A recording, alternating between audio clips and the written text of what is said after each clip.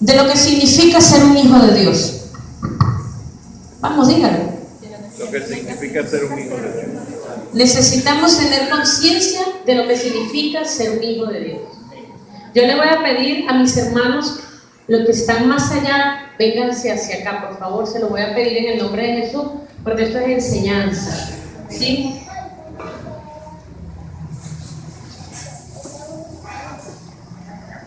Todos ustedes saben una palabra, y la palabra es de que lo que yo siembro, esto lo cosecho. Diga, lo que yo siembro, Lo que yo siembro, esto cosecho. eso cosecho. Y todos ustedes, algunos de ustedes recordarán cuando les he dicho de que cuando a mí me tocó salir de la iglesia de donde yo salí, yo sabía que si yo salía en rebelión o en desobediencia, yo no iba a tener la autoridad que tenía que tener sobre el enemigo.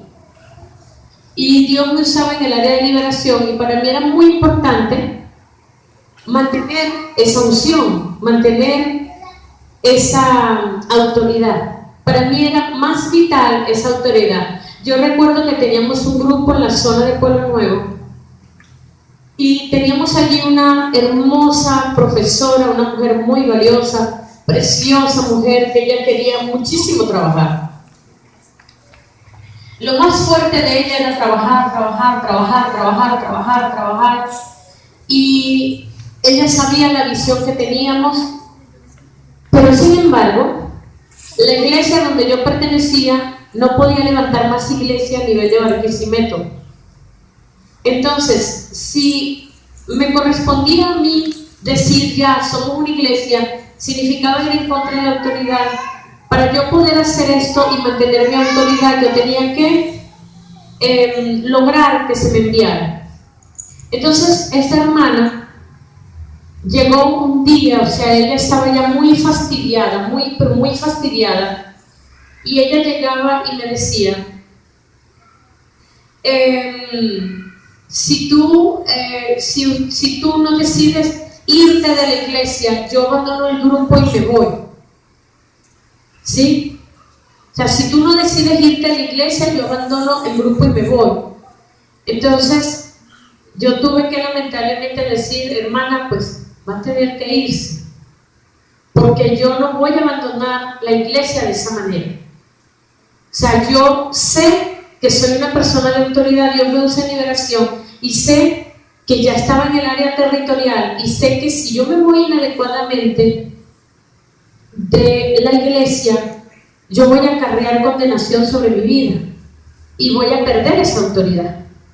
Entonces, bueno, hermano, ella se fue, etcétera, y la situación dentro de la iglesia se volvió terrible, se volvió una situación fuerte, no había respeto a las autoridades, a la autoridad se dejó quitar la autoridad.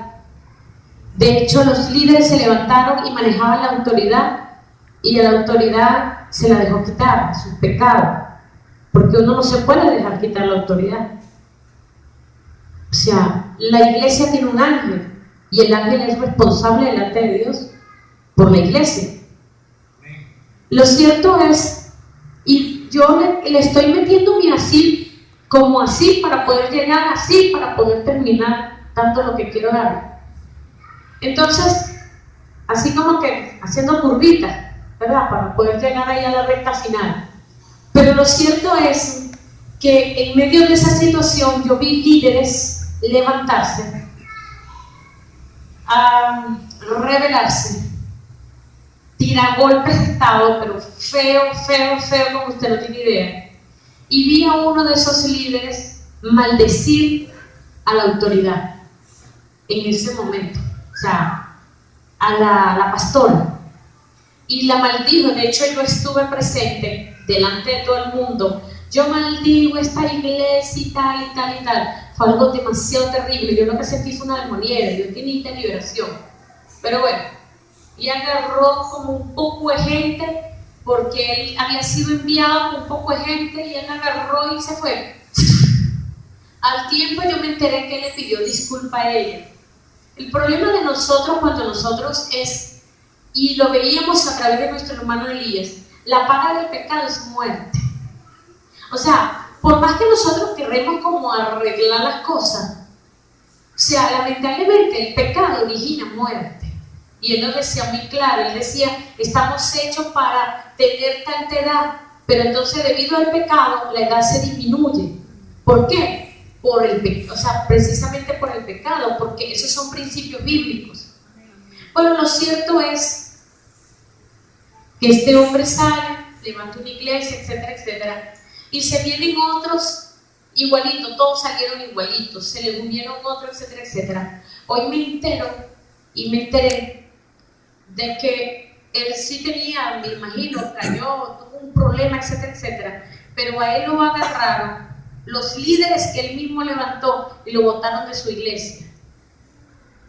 Y la esposa pidió quedarse y no la dejaron quedarse, también la botaron cuando la esposa no había incurrido en la falta.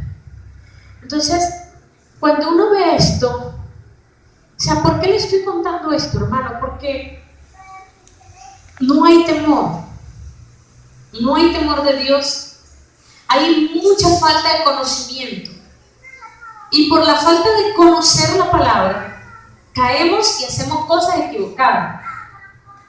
Y yo recuerdo que el hermano Fe le pidió perdón a la hermana, pero a pesar de que le pidió perdón, la siembra se hizo y cosechó de verdad demasiado penoso. Yo oí la historia y la sentí demasiado penosa. Veo al otro que dio el golpe de estado, también, o sea, su corazón, o sea, wow, o sea, usted no tiene idea. Lo cierto es que cuando yo veo todas estas situaciones y veo por qué han caído y veo las situaciones, yo le digo, Señor, yo te doy gracias y seguiremos lamentablemente tratando de formarte. Aunque tú no quieras, hay que seguir formándote. Aunque te molestes, hay que seguir formándote.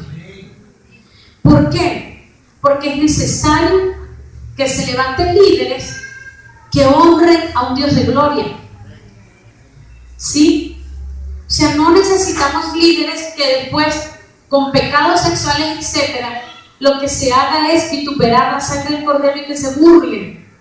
Entonces, yo prefiero, escuche, que usted sufra, que usted se incomode, que usted se le retuerza no sé qué cosa, el corazón, la tripa, el cerebro, no sé. Pero es preferible que usted se retuerce en este tiempo que se está formando, pero el día que usted esté enfrente de una iglesia, ese día, el nombre de Jesús sea honrado. O sea, lamentablemente es más que necesario. Y cuando nosotros vemos esto, yo quiero que usted entienda, primero le estoy bordeando con esto, es una de las curvas que quería, ¿verdad? Nos montamos como en un auto, en un autobús, no sé, y esta es la primera curva, y luego vamos hacia otra parte. Y es unas palabras que el Señor Jesucristo le dijo. La gente se molesta mucho, se molesta y se irrita, porque le digan, me llamaron Satanás. Nosotros no estamos llamando aquí a nadie Satanás, pero un día Jesús, el Hijo de Dios, a su amado Simón Pedro, le dijo unas palabras. Pero él, en Mateo capítulo 16, versículo 23 dice, pero él volviéndose, dijo a Pedro, quítate de delante de mí, Satanás, que me eres tropiezo, porque no pones la mira en las cosas de Dios, sino en la de los hombres.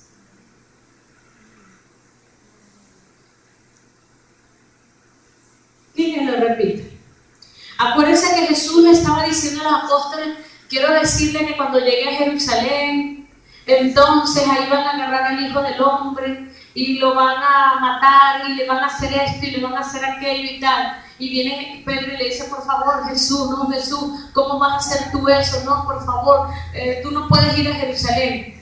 Y viene Jesús y le dice esto. Jesús tuvo algo muy especial y fue ver en ese momento que el que le estaba hablando no era Pedro.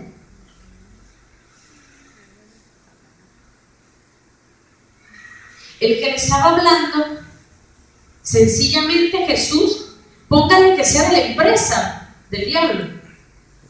Probablemente no haya sido el mismo Satanás, pero probablemente fue uno de su empresa, un representante de él, de su maldad. Y llega y le dice, quítate de delante de mí, Satanás, me eres tropiezo. ¿Por qué me eres tropiezo? Porque no estás poniendo la mira en las cosas de Dios. O sea, tú estás apegado a las cosas de la tierra. Y dice, tú no pones tu mirada en las cosas de Dios, sino en la de los hombres. Después me llama poderosamente la atención que en el mismo Marco 8:33 dice Jesús, pero él volviéndose y mirando a los discípulos, reprendió a Pedro diciendo, quítate delante de mí, Satanás, porque no pones la mira en las cosas de Dios, sino vuelve a repetir en otro versículo. Y todo el tiempo Jesucristo estaba como que diciéndole al diablo a que se quitara. Porque vemos en Lucas 4, capítulo 8, dice, respondiendo Jesús le dijo, vete de mí, Satanás, porque escrito está, al Señor tu Dios adorarás y a Él solo servirás. Primero, Pedro estaba colocando su mirada en las cosas de abajo y no en las del reino. Y segundo, Jesucristo aquí mismo le está diciendo, lo siento mucho, mi adoración es para Dios y yo solamente le sirvo a Él. Así que diablo, tú estás de más aquí. Tú estás de más aquí, déjame decirte que yo sencillamente estoy aquí para servir a mi Padre y mi Padre es Jehová Dios. Así que, Satanás, te agradezco que te vayas. Pero si nosotros seguimos, vemos en Lucas capítulo 13, versículo 16 dice, y a esta hija de Abraham, que Satanás había atado 18 años, ¿no se le había de desatar de esta ligadura en el día de reposo? Pero en Lucas capítulo 22, versículo 3 dice, y entró Satanás en Judas, por sobrenombre Iscariote, el cual era uno del número de los 12. ¿Sabía usted que para que usted se vuelva un traidor, para que usted se vuelva un Judas, Satanás tiene que entrar en usted?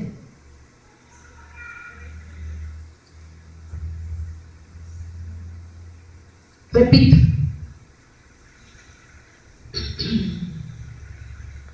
Vemos también en Lucas 22:31 dice, dijo también el Señor, Simón, Simón, he aquí Satanás os ha pedido para zarandearte como a trigo. Por allá habían pedido a Pedro.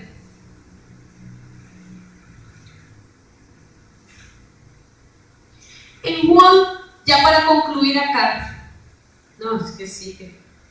Juan capítulo 13, versículo 27, y después del bocado, Satanás entró en él.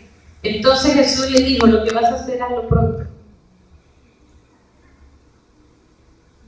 ¿Sí me estoy entendiendo? El bicho entró en Judas y luego le dijo, mira, espérate, ven acá. Lo que vayas a hacer, hazlo pronto. Y luego vemos en el capítulo 5, versículo 3 de Hechos, y dijo Pedro a Ananías, ¿por qué llenó Satanás tu corazón para que mintieses al Espíritu Santo y sustrajeses el precio de la heredad? Entonces, vemos actitudes muy equivocadas.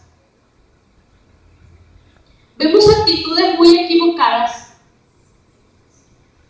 en Pedro, que después fue un gran apóstol, pero Jesucristo se la tiró de frente y le dijo, mira, Satanás, te me vas a hacer favor, te me vas de aquí, o te reprendo en el nombre de Jesús, porque tú no estás poniendo tu mirada en las cosas de arriba, sino acá. Y a Judas dice que se le metió. Y a Ananías dice que el enemigo le llenó su corazón. Entonces, ¿dónde actúa?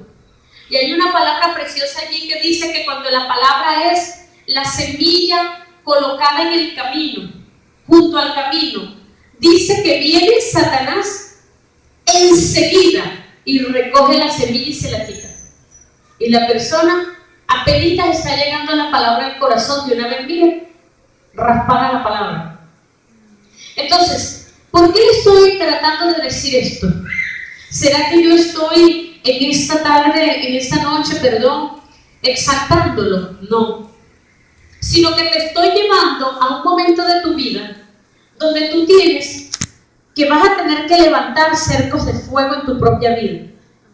Y los cercos de fuego que tú tienes que levantar en tu propia vida son cercos de fuego de sujeción a Dios, obediencia a Dios y a su palabra. Hermano, cuando nosotros caminamos en principios bíblicos no nos vamos a equivocar. Cuando nosotros caminamos en principios bíblicos, yo sé que yo me paro en un principio bíblico y se podrá caer este pedazo de tierra, la otra, pero yo me voy a mantener firme. A mí no se me va a caer el piso. Pero cuando yo dejo el pedacito, la roca que es Cristo y su palabra, y me voy con un pedacito de hoyo, mire, seguro que derechito. El día domingo, el Señor permitió que se abrieran muchas cárceles, y vemos unos frutos preciosos de lo que Dios ha hecho. No voy a decir el nombre porque no me interesa decirlo, pero después de la administración del domingo que derramó la gloria de Dios, ayer me llamó una persona y la persona con lágrimas me decía: por favor, ayúdame, no quiero pecar, quiero ser santo, por favor, ayúdame, no quiero pecar, quiero ser santo. Y sus lágrimas caían por sus mejillas. Y llegaba y me decía: esa palabra donde Dios quebraba la vasija era para mí, yo lo entendí, yo quiero obedecer a Dios, yo quiero honrar a Dios, por favor, ayúdame. A mí las mujeres que me buscan son mujeres fáciles y el pecado me asedia, pero yo no quiero pecar. Qué hermoso que alguien venga y me diga esas palabras. Un joven. Y fue hermoso oírlo y fue hermoso ministrarle. O sea, en otras palabras, fue tan profunda la administración del domingo, fue tan hermosa la administración que el mismo Dios está haciendo en los jóvenes, que ha sido precioso. Pero ¿cuál es el problema, iglesia? El problema es que desde la mañana, escuche, para que haya un traidor, tiene que haber Satanás haber entrado en el corazón de la persona. Para que haya un traidor.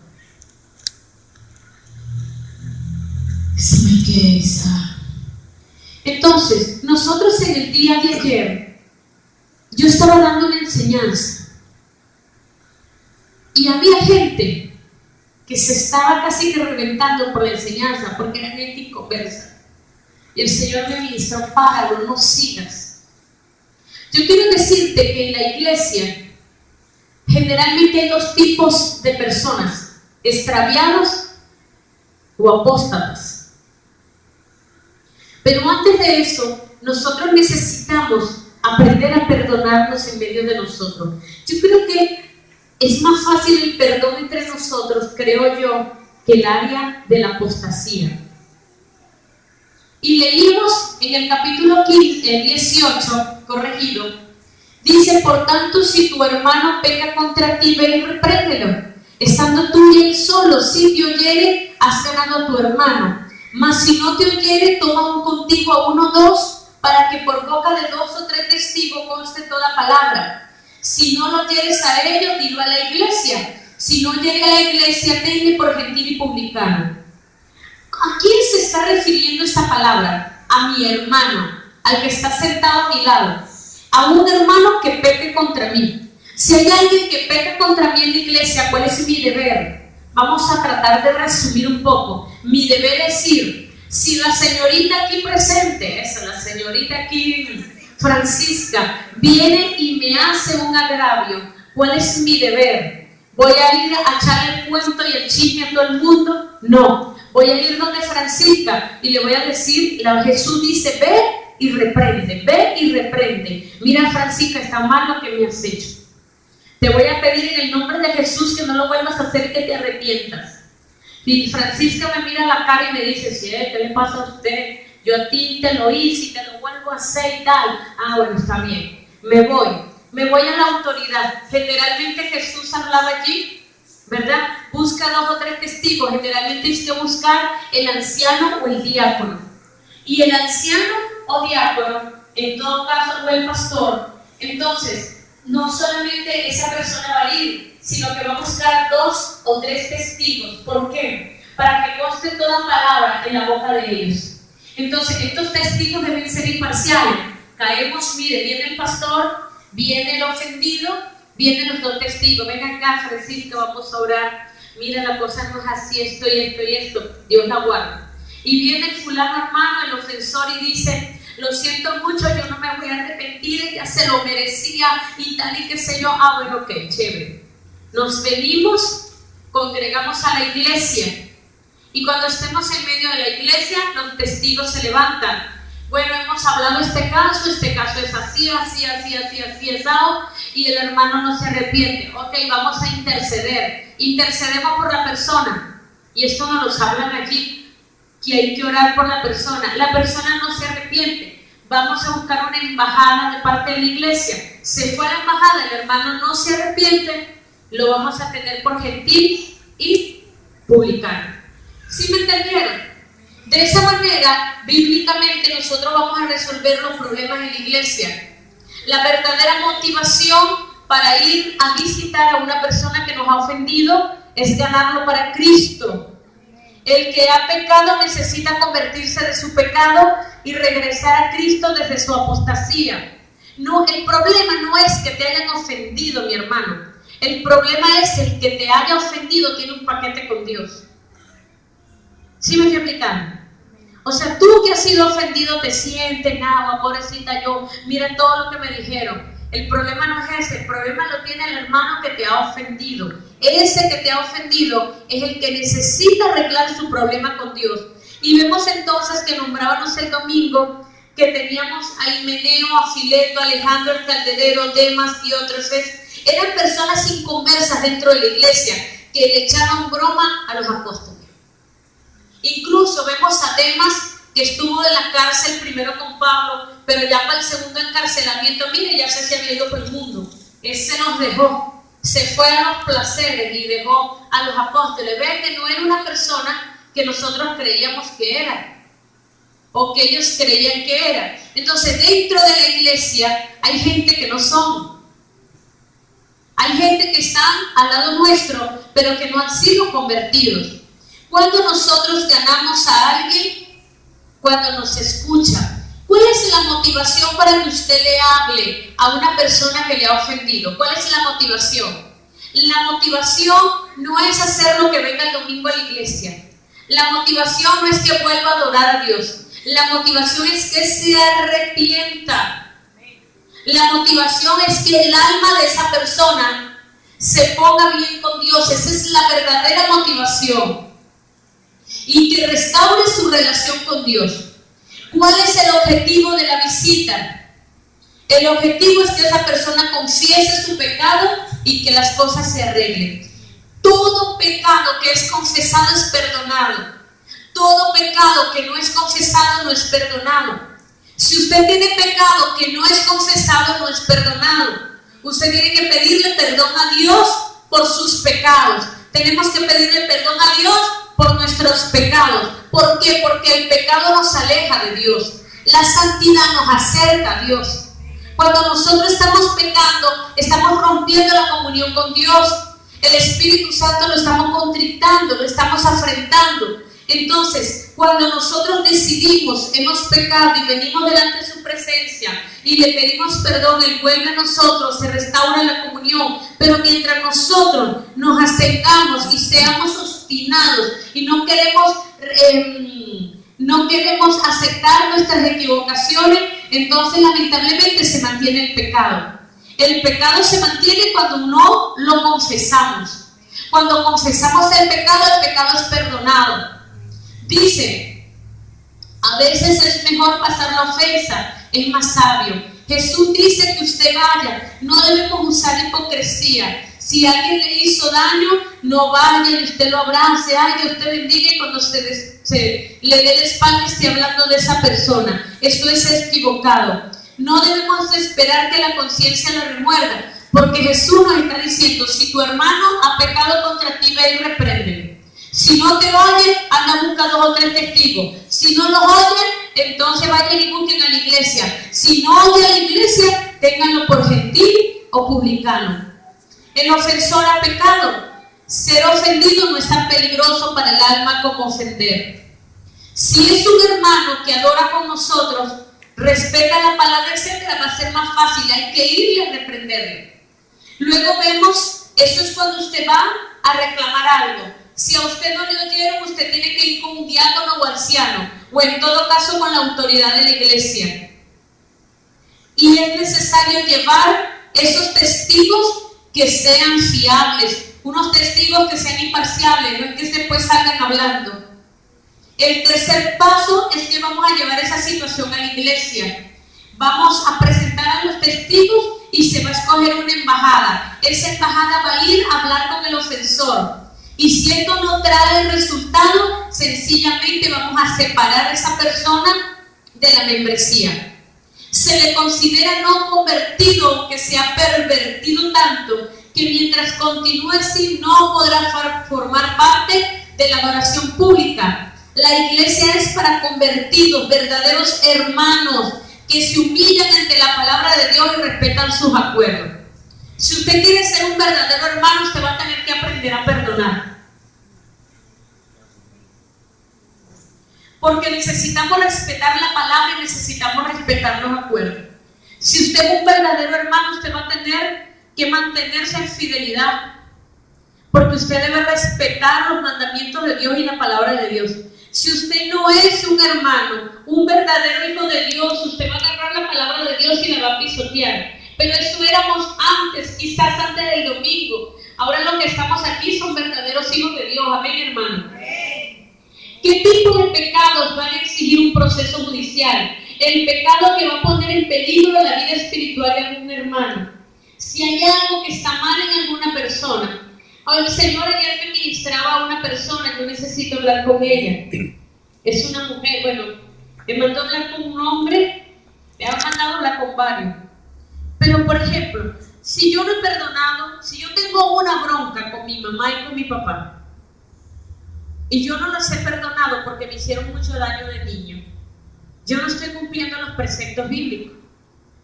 Y si yo no he aprendido a perdonar a mamá o a papá que se equivocaron conmigo y me hicieron algo, ¿cómo quiere usted que a mí me vaya bien en la vida? A mí me va a ir mal en la vida. ¿Por qué? Porque son principios bíblicos. Si usted guarda resentimiento contra su mamá y su papá, lo primero que tiene que ir, mire, aunque lo haya, porque hay gente que el padre lo ha violado, usted tiene que perdonar a su padre.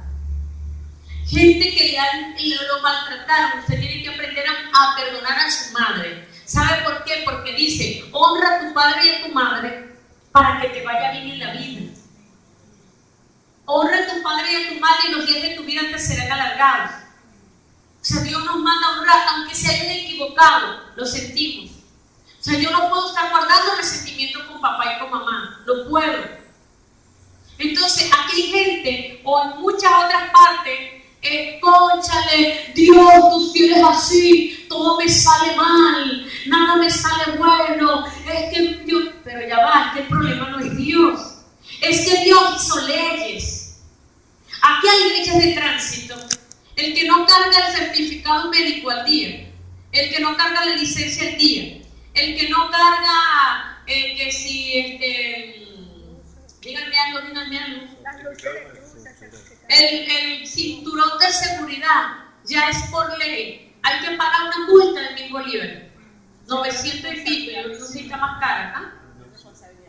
El seguro de responsabilidad civil, esas son normas, leyes que se han establecido y se nos exige a nosotros cumplirlas.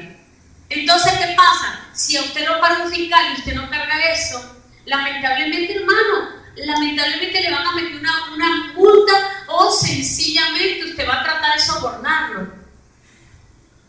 Entonces, usted dice, cónchale, ¿cómo es posible? Dios no me ayudó, el fiscal, Dios no me ayudó. Pero ya va, ¿cómo me vas a decir eso? ¿Cómo es eso que Dios no te ayudó cuando tú tienes que cumplir las leyes naturales?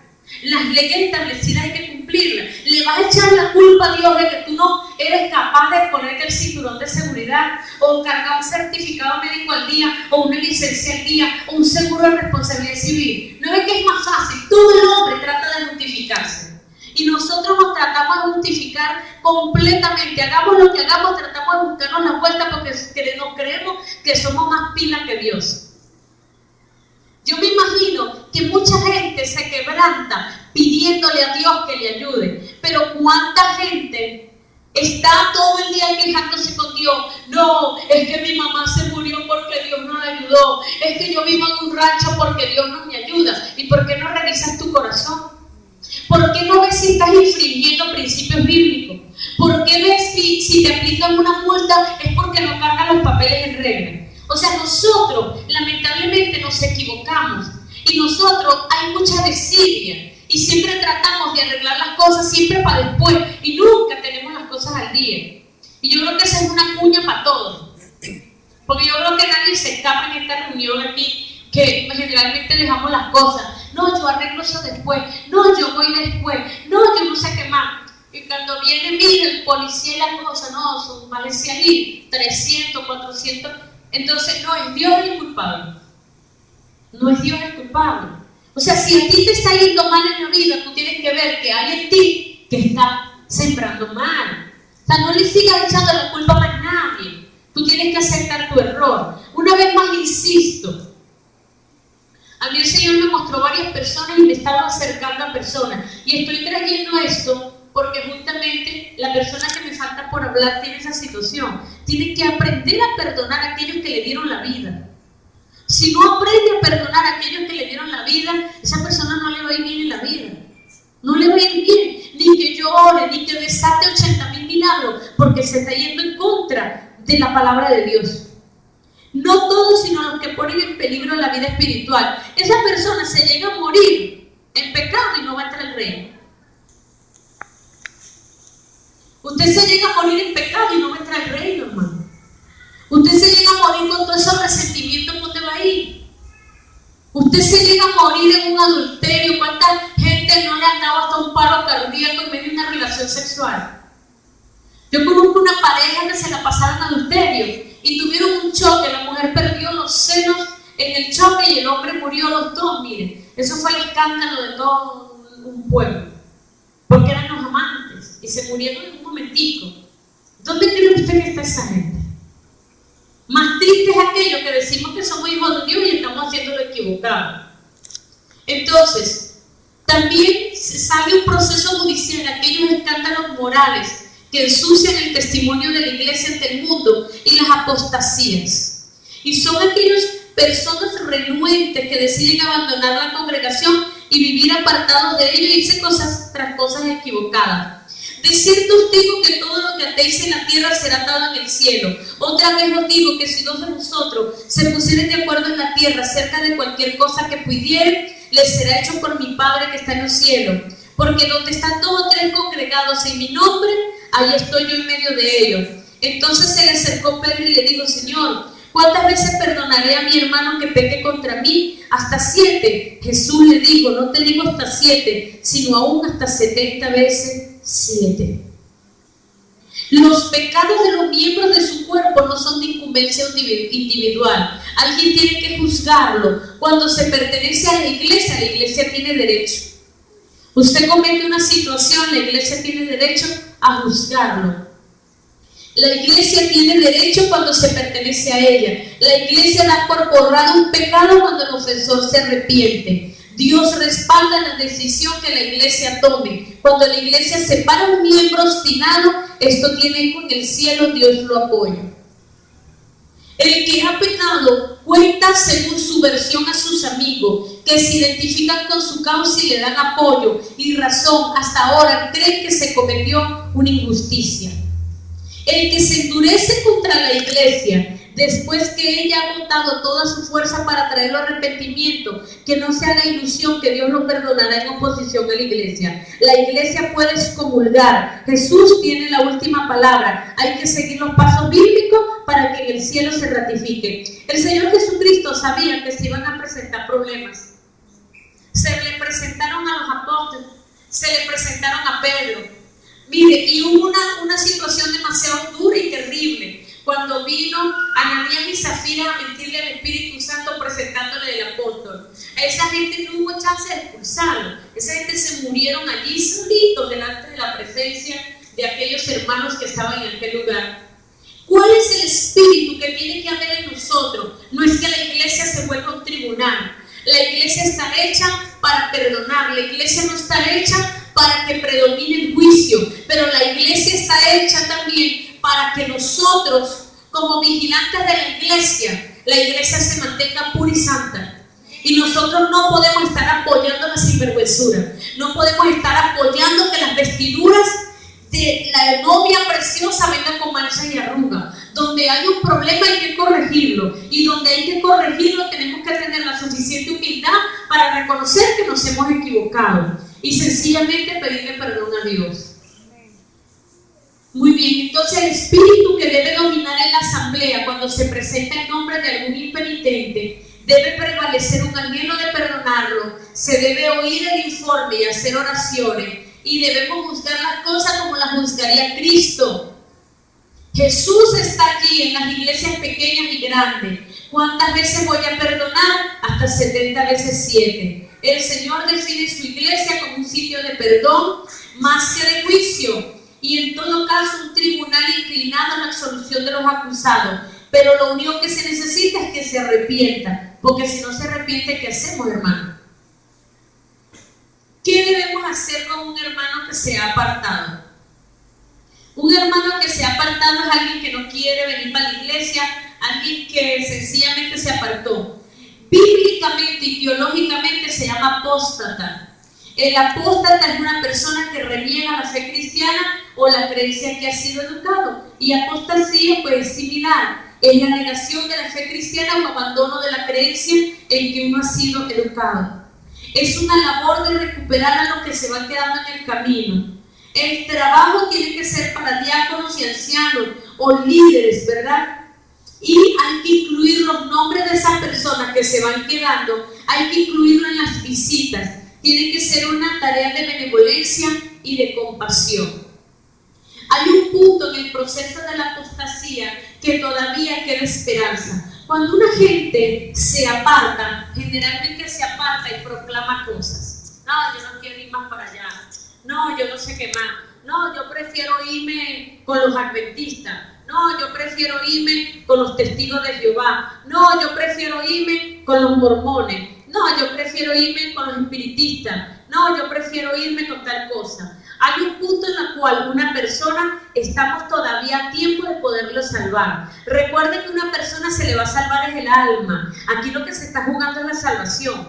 No creas que no se está jugando la salvación, hermano. La salvación es el punto principal de todo lo que nosotros podemos hacer por alguien. No es que venga a reunirse con nosotros y nos llene la iglesia, es que esa persona salve su alma, porque si sigue en ese camino equivocado, olvídese lo que para el reino de Dios no va a ir. Yo quiero decirle a los hermanos que no estuvieron acá el domingo que esto es mi exposición del día sábado de las clases que nos están dando en el Instituto Bíblico. Así que no se los inventé. Esto es una exposición que yo tuve que dar y el Señor me ministró que se los trajera para que usted se pueda formar en la palabra. ¿Sí me entendió? Entonces, ¿en qué punto nosotros podemos ayudar a alguien? ¿En qué punto todavía queda esperanza? En que no ha pecado de muerte. Pero es que hay un pecado de muerte. Quiero decirle a los hermanos que no saben que hay un pecado de muerte. Y el pecado de muerte es la blasfemia al Espíritu Santo. Ese es el pecado de muerte. Eso se convierte en la persona en un reo eterno. Ni en este siglo, ni en el venidero nunca le será perdonado.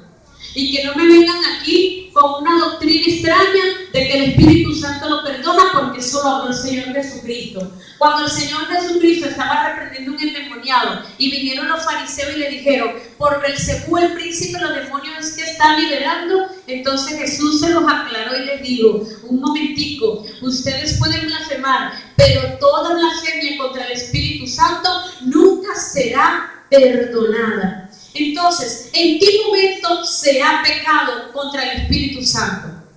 ¿En qué momento? Cuando nosotros estamos haciendo algo bajo la unción del Espíritu Santo y usted dice que no es Dios, usted dice que es un demonio que está poseyendo a Casluna, a un Benijín, allá a un Maldonado, allá a una Ana Maldonado, etcétera, etcétera, y a mí que me han dicho: no, esa es una bruja, por eso es que ella sabe las cosas de la gente, etcétera. ¿Qué va a saber las cosas? Dios me muestra los corazones de la gente. Se mueven los dones en el Espíritu. El Espíritu Santo es mayor que cualquier demonio inmundo de brujería, de adivinación, etcétera. Entonces, se está pecando contra el Espíritu Santo. Esas personas que han blasfemado, esas personas, déjenme decirle que nunca entrarán al reino de los cielos.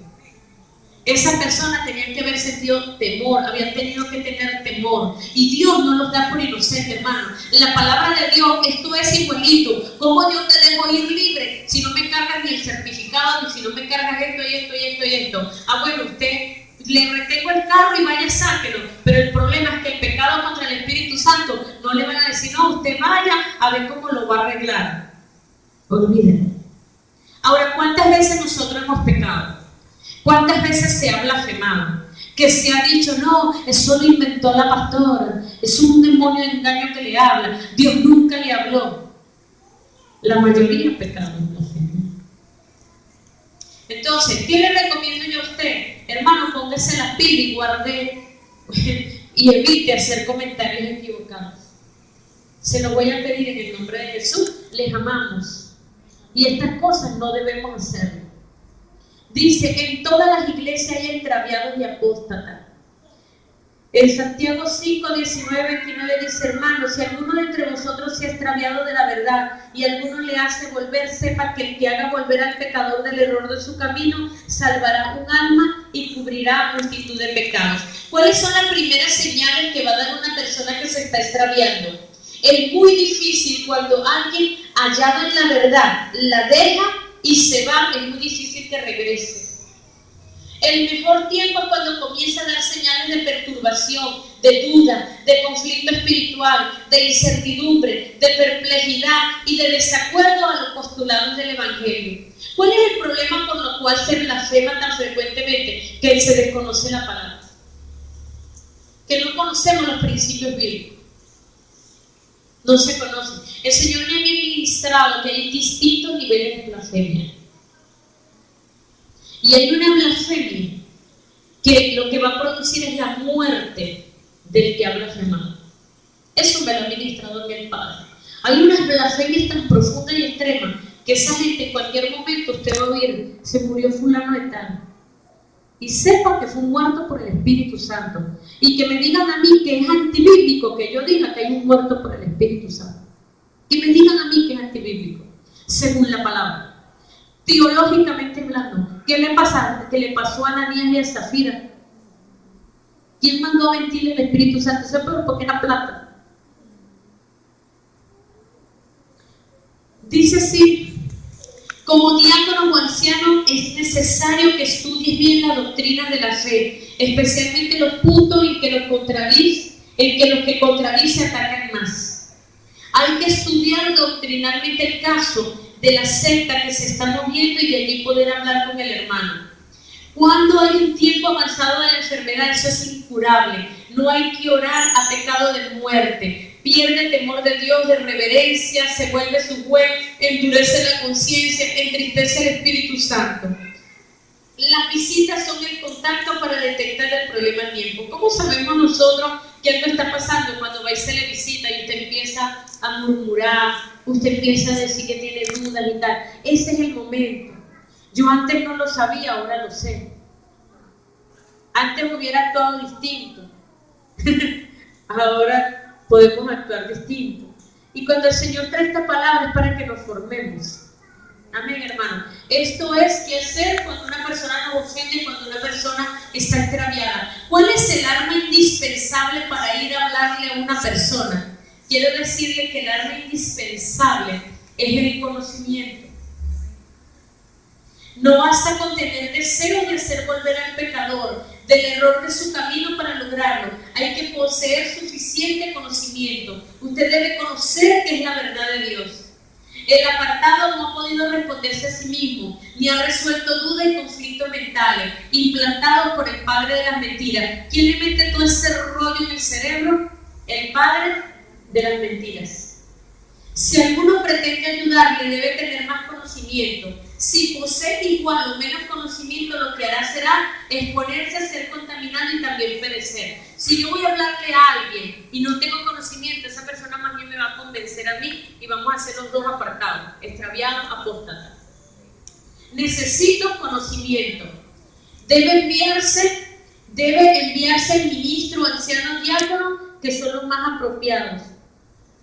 Se debe recibir cursos sobre testigos de Jehová, mormones, idolatría, ateísmo, espiritismo, adventismo del séptimo día y religiones similares.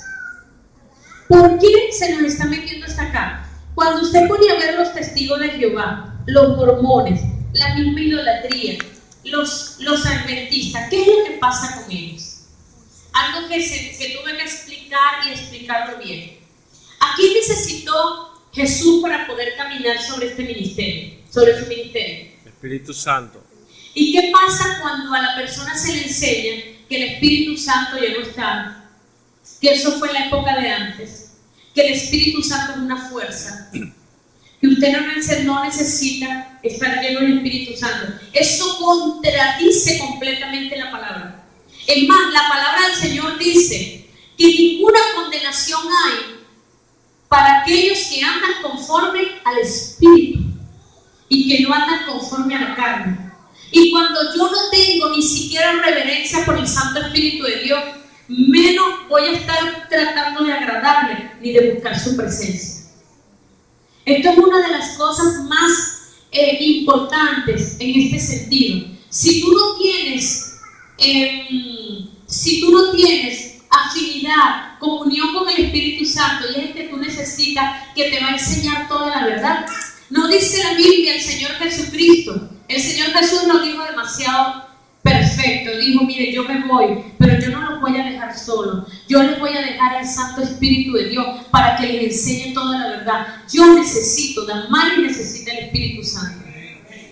Sin el Espíritu Santo somos nada. Entonces, que yo venga con puro conocimiento bíblico, sin revelación, a darte una palabra. ¿Y con quién te va a revelar esa palabra? Si es el Espíritu Santo el que te la revela. Es el Espíritu Santo el que nos revela la palabra.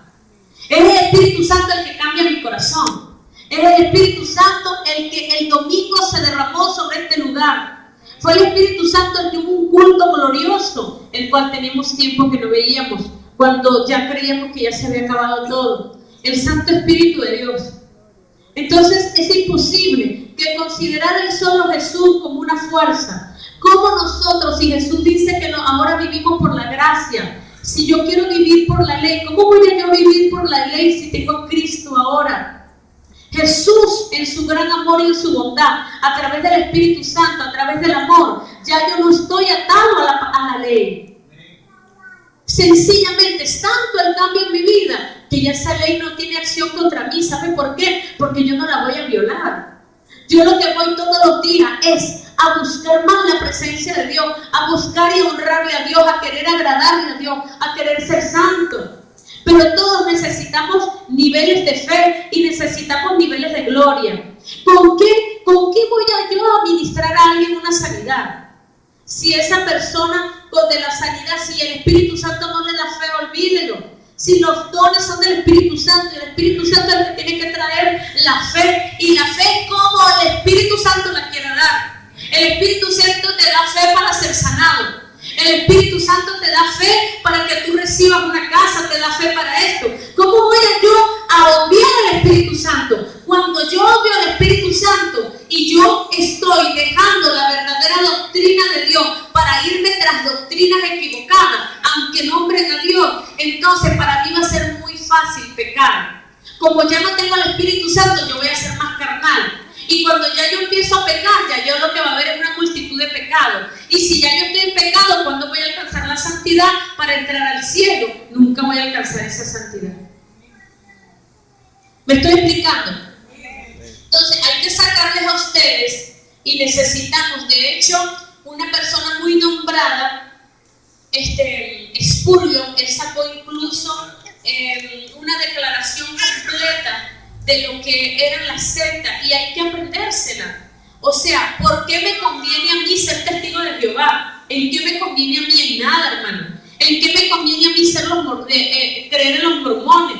¿De dónde salió los mormones? Si aquel hombre, un hombre que con tanto problema que fue José Smith, un hombre que tuvo muchísimos problemas al final, eso fue terrible, su muerte y todo. Un hombre que se le apareció un ángel, el ángel mormón, etc. Entonces le entregó una Biblia que medio extraña, como que asemejaba entre Dios y la cosa, y donde el hombre podía tener muchísimas mujeres. Y se levantan los mormones y tenían cantidades de mujeres. Y después, como todo el mundo le cayó encima, entonces tuvieron que reformar la famosa revelación diabólica que recibieron. Porque todo aquello que va en contra de la misma palabra es diabólico. Todo aquello que nos está quitando la misma esencia de la sana doctrina del Evangelio, todo aquello que me está restando al Santo Espíritu de Dios, aquello que va en contra de la verdadera doctrina, de lo verdadero que Dios me ha enseñado del verdadero Evangelio. Al mismo apóstol Pablo se le presentó, y sí, ¿qué hizo Pablo? Cuando se presentó Fileto, Himeneo, etc., donde dijeron no hay la resurrección del cuerpo. La persona resucita en el alma y nunca va a resucitar en el cuerpo. Y empezaron a crear prácticamente las ideas gnósticas. Entonces Pablo llegó y dijo, y fulano, tuve que entregarlos en las manos de Satanás. ¿Por qué lo entregó en las manos de Satanás? Porque se fueron tras una doctrina distinta. Entonces, ¿qué es lo que ha hecho el enemigo? Engañar a la gente. Usted no puede recibir sangre, porque si usted recibe sangre, los testigos de Jehová, entonces sencillamente usted nunca se va a salvar, y que tal y qué sé yo. Y no dice la misma palabra del Señor que no puedo santificar las cosas. No dice la misma palabra del Señor que Dios me ha dado la ciencia, le ha dado la sabiduría a los médicos. Bendito sea, no, ¿cómo voy a dejar yo morir a alguien por no recibir sangre, por una transfusión de sangre? ¿Cómo voy a permitir? O sea, hay cosas que están fuera de la lógica, y termina gente dentro de los testigos de Jehová matando y asesinando porque no dejaron poner una gotita de sangre a una gente que la necesitaba en un momento de intervención quirúrgica. Entonces, ¿cómo engaña el enemigo? A través del engaño. El engaño pervierte, el engaño. Mira, fulanita está buena, ay, a lo mejor Dios me quita la esposa que tengo y me la da a ella, ay, porque si es bonita y tal, y empieza el engaño, no, y tal, y el engaño, y empieza, hermano, o sea, el enemigo lo único que hace es engañarte. Y te engaña diciéndote cantidades de basuras y de mentiras que lamentablemente tú le has creído durante todo este tiempo. Mira, tú no sirves, tú eres una basura, tú eres esto. ¿Qué te pasa, diablo? Yo soy una hija de Dios. Yo no soy un perro, yo no soy una iguana, yo no soy un mono. Yo soy una hija de Dios a la imagen de un Cristo de gloria. ¿Qué te pasa? Nosotros vamos a tener que levantarnos, hermano, y tomar la verdad de un Cristo de gloria y hacerla una de nuestras vidas y defender lo que tenemos que defender. ¿Y qué es lo que tenemos que defender? La verdad de Dios. Eso es lo que tenemos que defender. Lamentablemente, aquel que se le venga a meter con el Espíritu Santo, lamentablemente se está metiendo contra la doctrina, contra la sana doctrina, y se está metiendo con la palabra de Dios. Bendito sea el nombre del Señor, lo siento muchísimo. Y contigo, lo siento mucho, te podré tener mucho, pero contigo yo no voy a tener que poder tener comunión. ¿Por qué yo no voy a poder tener comunión con los apóstatas o con aquellos que se han ido contra cosas equivocadas, que no es la sana doctrina? Hay algo que se llama desahucio. ¿Qué es el desahucio? El apóstata crea en los demás un sentimiento de desahucio y miedo. Hace que los otros pierdan la esperanza y los den como incorregibles y sin remedio. Desconcierta, sentirán miedo a hablarle. Los apóstatas prefieren esconderse y los hermanos huir. La apostasía al principio se toma en el alma, como una ofensa personal, algo que se le ha hecho a un hermano más que a la verdad. La apostasía es contra la verdad, no es contra mi vida. La apostasía ha sido contra el Espíritu Santo, no contra mi vida. Yo me ofendí cuando dijeron, no, que dice que todo lo que hace es por una bruja. Ahí estaban sentadas, bendito sea el nombre del Señor. No, que tal y qué sé yo. Y sabe lo más maravilloso, que esa gente se fueron de aquí y llegaron, la pareja que venía llegó a otra iglesia, y en lo que llegó a otra iglesia, el Espíritu Santo tomó al pastor y le dijo, a los que están llegando, déjeme decirle que yo soy el brujo de aquí del Manzano, le dijo el pastor. Se lo digo, hermano, yo soy el brujo del Manzano porque yo ando ungiendo con aceite y usando la sal. Eso se los digo. Y se quedaron así. Eso se lo digo al pastor llegando allá. Y llegaron ellos ahí. Mira lo que nos dijeron. Pero aquí se la pasaban. No, que la pastora, que tal y qué sé yo. Lamentablemente, uno lo toma personal. Yo creo que me han ofendido a mí. No me han ofendido a mí. Si han venido con el poder glorioso de Jehová Dios. Si han venido con la deidad que es el Santo Espíritu de Dios. Y usted sabe que es triste agarrar el Espíritu Santo al enemigo. Eso sí es triste, hermano. Usted sabe que es triste que Jehová Dios esté peleando contra mí. Porque una cosa es que yo esté peleando contra el diablo. Mientras yo estoy peleando contra el diablo, yo sé que Dios está a favor mío. Pero triste es que yo esté peleando contra Dios. ¿Y quién me va a salvar si Dios es el único? Por encima de Dios no hay más nadie. ¿Quién te va a salvar si te pones a pelear con Dios? ¿Quién te va a salvar, hermano? O sea, póngase a pensar, ¿quién se lo va a salvar a usted? ¿Se lo va a salvar a quién? El diablo está vencido. El diablo tiene su momento de juicio. Los demonios están vencidos. Por más que usted se engañe, lo siento mucho. Esos son los principios bíblicos. Ese es el certificado médico, la licencia de conducir. Ese es el seguro de responsabilidad civil. Ese es el cinturón de seguridad. Ese cinturón de seguridad que usted se lo va a tener que ponerse para que usted no se vaya a quedar en el camino y poder entrar en el reino de los cielos. Mire, y es mucho mejor uno callarse y no andar hablando cosas equivocadas.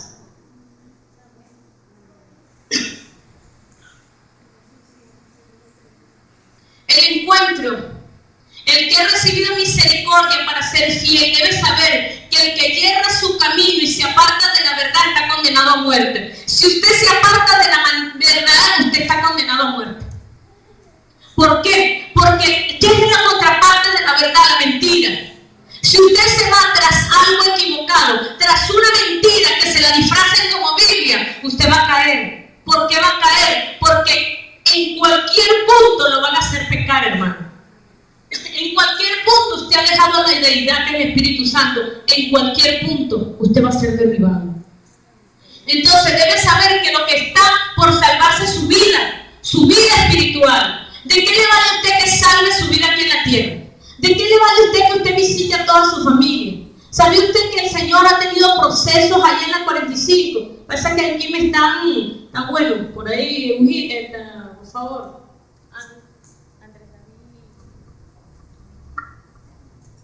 ¿Qué edad tiene mi madre? ¿Saben qué es? Mire, yo le voy a decir algo. Esa viejita que tiene 90 años, yo fui la última en mi casa.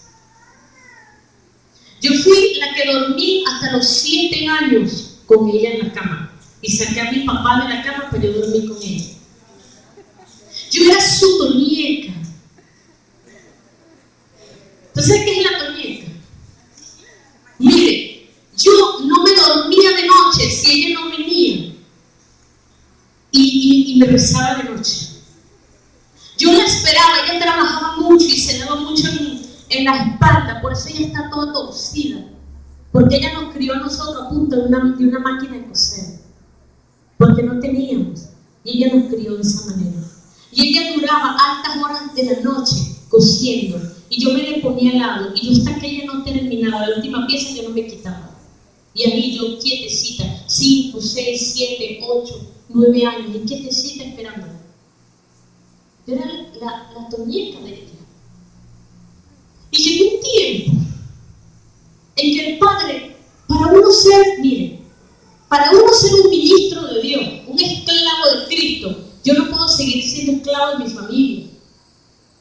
Porque va a llegar un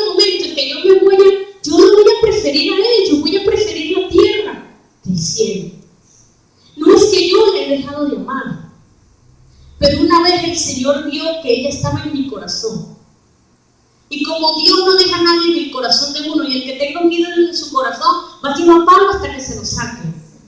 Esa es la verdad, hermano. Va a llevar palo. Entonces, Dios en ese tiempo, y que no fue más o menos, llega y me dice, ella me tuvo a mí a los 40 años. Ella es una señora ya muy mayor. El Señor me dice, no quiero que la visites por 6 meses. Y yo, era una orden. ¿Qué iba a hacer Dios en esos 6 meses? Entender que era mejor la obediencia que los sacrificios. Era una orden de Dios. ¿Por qué? Porque yo había sido la niña mimada. Porque yo era la toñeca de ella, la que, ay, mi mamá, mi mamá. Entonces Dios tenía que tratar mi vida. No es que Dios sea malo, es que Dios te escogió como un vaso de gloria. Cuando alguien está inclinado hacia la familia, está inclinado hacia los hijos, inclinado hacia el esposo, inclinado hacia todo. Y dígame si Dios lo usa en el área profética. Cuando Dios venga de una revelación, mire, la revelación la vamos a arreglar para favorecer a nuestra familia. Eso no puede ser. O sea, nosotros tenemos lamentablemente que estar muertos en la carne y vivos en el espíritu. Yo tengo que obedecer la voz de Dios. Yo no puedo seguir haciendo mi voluntad. Yo tengo que hacer la voluntad del Padre. Yo no puedo hacer lo que me da la gana. Yo tengo que hacer la voluntad de Dios si digo que soy un ministro de Dios. Entonces el Señor me mandó 6 meses por allá que no fue. Y ella con ese dolor, Damari no viene para la casa. Damari no viene. Idea que yo me daba ese dolor en el corazón. Mi mamá, mi mamá. Y Dios me la tuvo que lamentablemente arrancar. O sea, y yo a ella la veo, mami, qué bendición. Pero yo antes, mire, me moría. Y lamentablemente, ¿qué dice la palabra del Señor en el gran mandamiento? Amarás al Señor con todo tú, con todas tus fuerzas. Pero nosotros tenemos a todo el mundo metido. Miren, yo creo que hay unos corazones que está el perro, el gato, las garrapatas del perro, los piojos del gato, están los vecinos, está el internet, está el novio, está la novia, y un pedacito por allá chiquitico, el Espíritu Santo revoloteando así, como diciendo, voy a ver qué hago yo con este para que salga todo esto. Para yo poderme entronar, porque déjame decirte que tu corazón es el trono de Dios. Él tiene que estar entronado en tu corazón, hermano. Entonces muchas veces Dios nos mete en proceso de apartarnos de la gente. No vayas, no hagas esto, no hagas tal cosa. Es para que nosotros aprendamos a obedecer. Es porque Dios nos ama. No es porque la pastora es maluca, es que Dios nos ama. ¿Por qué? Porque el día que tú te levantes a ministrar, a predicar, tú seas imparcial y seas lleno de Dios y no estés parcializado hacia los demás. ¿Sí me estoy explicando? Yo no sé por qué nos metimos en ese cuento, pero lo cierto es que me tiene tampoco, está ella, ya con los 90 y Dios todavía no me deja ir para allá. Y ella viene los domingos, vamos, mata. Y hay momentos en que yo digo, Laura, dígame si me llaman en cualquier momento. Pero yo tengo que obedecerle a Dios. O sea, Dios es justo. Entonces, ¿qué hay en el corazón suyo que lo aparta de la voluntad de Dios? ¿Estoy yo enseñando aquí que no ame su familia? No, yo le estoy enseñando la doctrina. Y la doctrina dice que hay un primer gran mandamiento, que primero amamos a Dios y después al prójimo. ¿Y quién es mi prójimo? Mi hermano, mi papá, mi hermano, mi hijo. Pero primero está Dios. Porque cuando ellos están por encima de Dios, miren, yo voy a inventar la fortaleza que sea para desobedecer y primero escogí a los demás antes que a Dios. Eso es seguro, hermano. Hasta el más pintado va a escoger primero lo otro. Tal cosa. Ay, hermano, y esos sentideras, esos sentimientos. O sea, lamentablemente, mire, para uno obedecer a Dios, ¿qué pasó con Eliseo? Tuvo que dejar todo y seguir a Elías. Lamentablemente nosotros tenemos que dejar para poder abrazar a Dios y responderle al llamado. A menos que usted no tenga llamado. Y como usted no tiene llamado, entonces usted se queda tranquilo. Siga amando a todo el mundo, que Dios me ve qué hace con usted. Sí, pero para ministro no servimos de esa manera. Porque entonces, imagínense que venga, yo mejor me quedo quieta. Vamos a seguir. Dice, amistad con los apóstatas. Debo no tener amistad con alguien que está pero en otra doctrina. Debo tener yo amistad con alguien que me habla que el Espíritu Santo ya no está sobre la tierra, que los dones del Espíritu Santo no es para este tiempo, que vivimos en la ley y no en la gracia, que no puedo darle un poquito de sangre a mi hija si necesita, Dios la guarde. O sea, está mal. ¿Por qué? Porque no podemos, nosotros tenemos que una vez decirle la verdad. Y si rehúsa el consejo hay que desecharlo. Si esa persona está dentro de mi familia,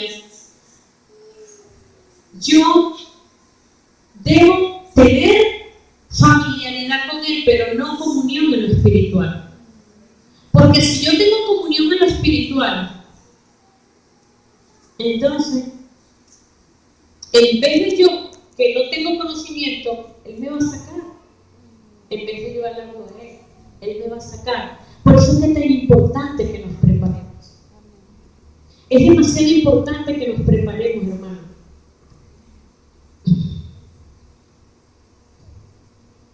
¿Qué pasa con esa gente? Usted no ve que los testigos de Jehová, los mormones y toda esa gente no los para nadie. Usted no lo ve todo el tiempo que andan en la calle predicando y tal.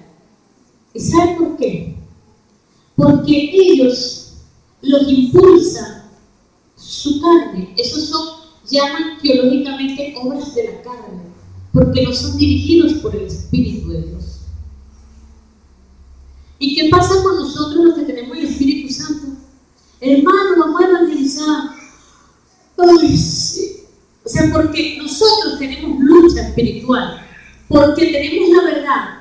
El diablo trata de que no demos la verdad, pero a ellos no se les opone. ¿Por qué no se les opone? Para que sigan diciendo sus cosas equivocadas, sus doctrinas equivocadas y trayendo a gente equivocada a un camino equivocado. Entonces, ¿qué necesitamos nosotros? ¿Cuál es la solución? Es el avivamiento espiritual. ¿Y quién nos soluciona eso? El Espíritu Santo. La mayoría de apóstatas son personas carnales que escogen el error porque no aman la verdad y sienten más gusto dentro de un grupo que no sea espiritual. Les propongan salvación, evangelismo por obra y nada de arrepentimiento o perdón de pecados. ¿Qué debemos nosotros conocer? Usted como líder o futuro líder, ¿qué debe conocer usted de un apóstata?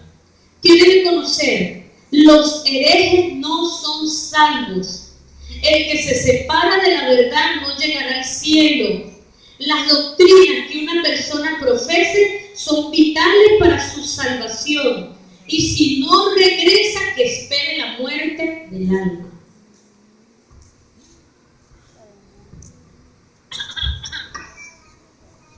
Repito, los herejes no son salvos. El que se separa de la verdad no llegará al cielo. Las doctrinas que una persona profese son vitales para su salvación. Y si no regrese, que espere la muerte del alma. Los herejes codician a los santos. Si usted es un santo y anda por ahí un hereje, él lo va a codiciar a usted. ¿Para qué? Para que usted se vuelva prosélito de él. Y eso va a ayudar a que aumente en él los méritos personales. Usted es como un galardón. Si un testigo de Jehová logra sacar a un cristiano evangélico, usted es un galardón para él. Usted se vuelve prosélito de él. Si un cristiano evangélico que tenga una sana doctrina se va hacia los adventistas,